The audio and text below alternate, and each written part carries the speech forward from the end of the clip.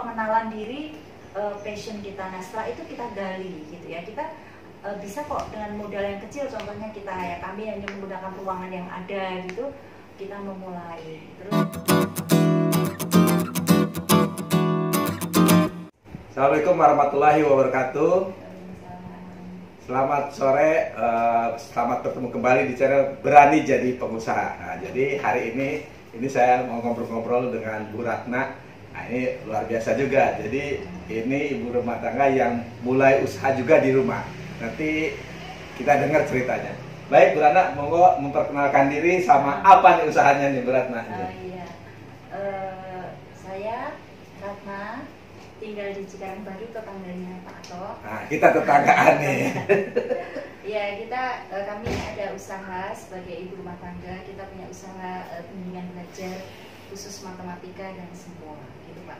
Nah, ini bimbingan belajar matematika dan semua. Itu mulainya kapan Bu Ratna ya? Mulainya lebih tepatnya adalah 16 Agustus tahun 2000. Oh, pas sudah 16 Agustus tahun 2000, jadi udah 20 tahun ini Pak. Nah, 20 tahun yang lalu. Nah, kenapa tuh keidean gitu kan? Memang Bu Ratna guru atau apa nih? Kok ada matematika sama tadi sempoa ya? Sempoa, ya. Kalau latar belakang pendidikan saya keguruan memang. Oh, memang backgroundnya keguruan. Iya, tapi dulu baru lulus kuliah, kemudian sama teman-teman juga usaha bimbel ya, masih mahasiswa. Dari mahasiswa juga. Lulus, ya. Oh, memang seneng ya? Iya. Oh. Passionnya di situ. Passionnya di ngajar ya, ngajar ya. anak-anak. Kebetulan jurusan saya matematika. Oh, padahal matematika anak-anak biasanya yang ditakutin tuh matematika. Jadi jurusan matematika ya. Oh, cocok semuanya ya. Udah passionnya ngajar, jurus background juga matematika, sehingga buat bimbingan belajarnya matematika juga sama semua. Gitu. Nah, Bu Ratna, selama menggeluti usaha bimbingan belajar tuh, itu apa sih biasanya tantangannya nih kalau selama ini yang Bu Ratna jalanin? Sebenarnya tantangannya itu, kalau kami marketing nggak terlalu ya Pak ya, karena dari mulut ke mulut aja. Jadi kita juga nggak terlalu mengejar murid yang banyak, nggak terlalu gitu ya. Tapi itu karena mengikuti hati ya, kita senang dengan anak-anak gitu misalnya.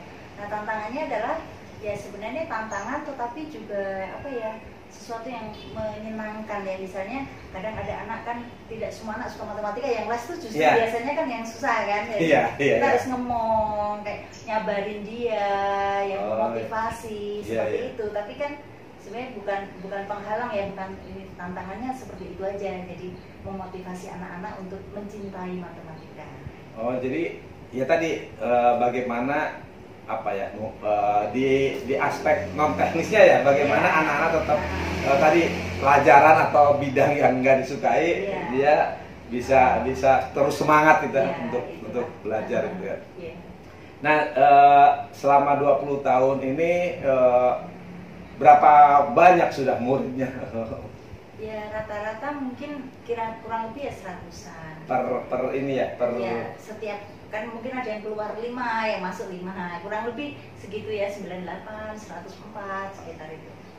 Kalau bimbingan belajar itu dulu gimana tuh mulainya? Modalnya gimana ya? Modal awalnya gitu. Kalau dulu kan saya memang backgroundnya dengan teman-teman waktu di Semarang tuh sudah membentuk ya Pak, jadi tahu polanya gitu. Terus beberapa les privat juga ketika kuliah. Kemudian kan teman-teman saya, teman-teman seleting di kuliah kan jadi pegawai negeri, tapi kan saya ikut suami ya, kalau itu harus mau ditempatkan di kota kecil ya. Jadi memulainya saya waktu itu ya marketing aja. Waktu itu pas kayak 17-an Agustus gitu, saya ke ibu-ibu menawarkan, awalnya itu pakai brosur, terus kemudian pas pertama kali itu ya alhamdulillahnya itu ada 18. Lah, awal 18. Awal ya, itu bersyukur banget ya. Saya sebenarnya 5 aja udah bersyukur gitu ya, tapi waktu itu sampai 18 awal-awalnya. Awal gitu. Jadi bersyukurnya tuh kok teman-teman percaya gitu loh ya.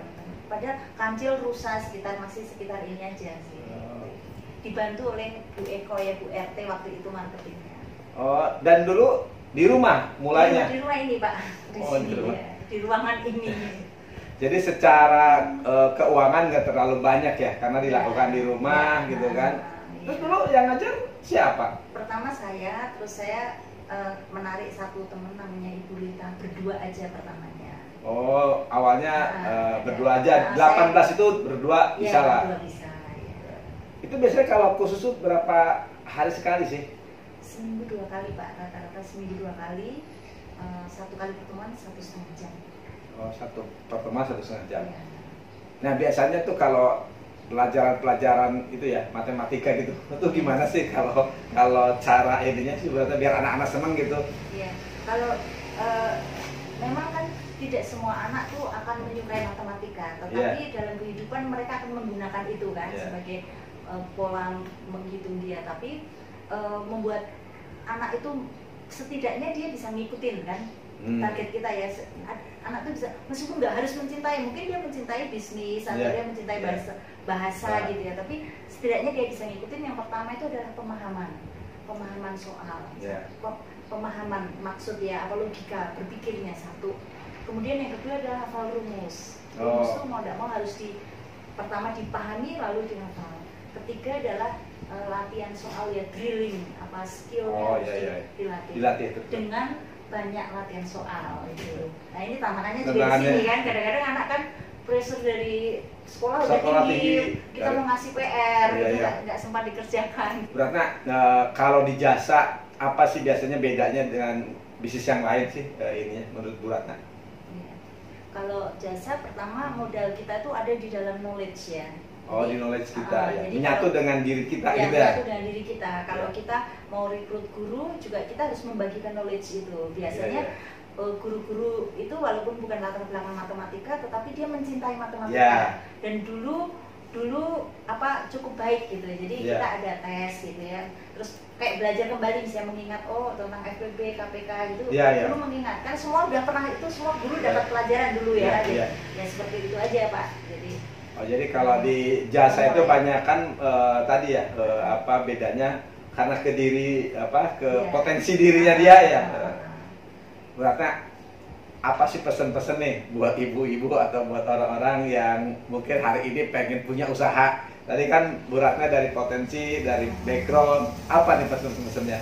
Iya, teman-teman, ibu-ibu atau mungkin bapak-bapak, ibu aja ya khususnya yang ingin punya usaha gitu ya. Pertama adalah kita mengenal diri kita sendiri ya, apa passion kita apa, terus karunia yang Tuhan berikan dalam otak kita apa. Kan ada yang suka bahasa, ada yang suka matematika, ada yang suka memasak, ada yang suka misalnya desainer atau desain interior atau apalah gitu ya. Jadi pengenalan diri, passion kita. Nah setelah itu kita gali gitu ya, kita bisa kok dengan modal yang kecil, contohnya kita ya, kami hanya menggunakan ruangan yang ada gitu, kita memulai. Terus ya berdoa tentu ya, sesuai agama masing-masing, berdoa, nanti Tuhan pasti akan kasih jalan ya. Jadi buat tadi ibu-ibu yang mau buka usaha, pertama kenali diri kita, potensi kita apa. Tadi karena kan senang ngajar ya, itu menjadi ide usaha. Setelah itu potensi dikenali, mulai tadi apa? Berani ya. Berani memulai, karena memulai itu bukan sekedar modal uang aja gitu kan, modal kemauan, mental kita tadi, apalagi disertai dengan passion ya, energinya ada gitu kan, tidak mengenal tadi lelah gitu. Yang penting kita ini Pak, jangan negatif. Jadi jangan mikirin nanti kalau gagal gimana, kalau ditolak gimana, udah nggak apa-apa kan, kita nggak nyuri ya kan, kita kan yang penting kita nawarkan usaha kita, kalau ditolak ya nggak apa-apa, terima kasih gitu, nanti Tuhan pasti buka jalan-jalan yang tetap optimis, tetap berpikir positif gitu kan. Betul, Pak. Oke Bu Ratna, terima kasih nih atas ngobrol-ngobrolnya, mudah-mudahan menjadi inspirasi nih buat teman-teman yang nonton acara ini. Terima kasih. Assalamualaikum warahmatullahi wabarakatuh.